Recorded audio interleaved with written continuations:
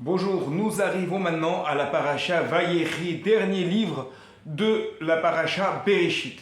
Alors, je voudrais revenir sur une question qui n'est pas seulement depuis la paracha Vayechi, mais même précédemment.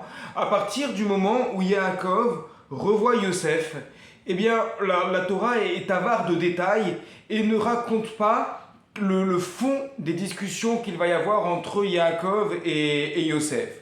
J'ai lu une question très intéressante dans ce livre que je présente qui s'appelle La Paracha Actuali Sefer Bereshit, qui est écrit par Madame Bocara, l'épouse de mon cher ami le Rav Yonatan Bocara de la Yeshiva de Nice, du collège de Nice, le Sej. Il pose la question. Un homme est rentré chez le Lev Simcha, le rabbi de Gour, et il était déprimé et abattu. Il a dit: Rabbi, j'ai trébuché et j'ai fauté, et je cherche comment réparer ma faute, comment faire teshuva. Le Rav lui a dit: il y a une question que j'ai justement sur cette paracha, sur cette rencontre entre Yaakov et Yosef. Ils ne se sont pas vus pendant 22 ans. Pendant 22 ans, le père n'a pas vu son fils. Après 22 ans de séparation, comment se fait-il qu'il ne le questionne pas sur ce qui lui est arrivé pendant toutes ces années? Pendant 22 ans, ils ne se sont pas vus. D'accord, la Torah est avare de détails, mais d'un autre côté, on se serait attendu à ce que Yaakov Avinu essaye de comprendre qu'est-ce qui s'est passé. C'est-à-dire qu'on arrive à la paracha Vayechi, Yaakov Avinu va faire la bracha à Ephraïm et à Ménaché.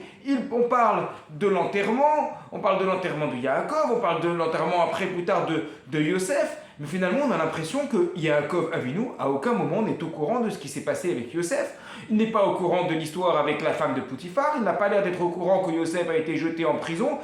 Comme s'il trouvait normal, finalement, que Yosef se retrouve premier ministre de Pharaon, alors qu'il avait quitté quelques années auparavant en tant que cadet de ses frères. Alors évidemment, le cadet c'était Binyamin, mais c'était le petit par rapport à ses autres frères. Il avait 17 ans, alors que les autres étaient déjà des adultes aguerris. Donc comment ça se fait qu'ils, pendant 22 ans, ils ne se sont pas vus, ils ne lui demandent pas: vas-y, raconte-moi. Quand on n'a pas vu quelqu'un depuis longtemps, on a envie de lui dire: alors, qu'est-ce qui s'est passé pendant toutes ces années? Raconte-moi. Comme dirait le chanteur, on ne peut pas étaler 10 ans de sa vie comme on étale des lettres au Scrabble. Bien entendu, on reconnaîtra. Voilà ce que dit le rabbi de Gour. On doit répondre que ni Yaakov ni Yosef n'aiment parler sur le passé. Ce qui est passé est passé. Ce qui est important maintenant, c'est qu'est-ce qui se passe maintenant et qu'est-ce qui se passera dans le futur.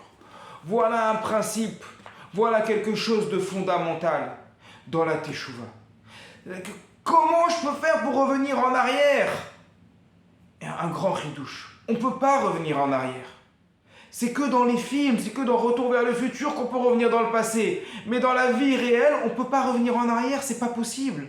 Alors comment on fait? Le passé, on le met de côté. On en tire évidemment les leçons nécessaires pour ne pas refaire les mêmes erreurs.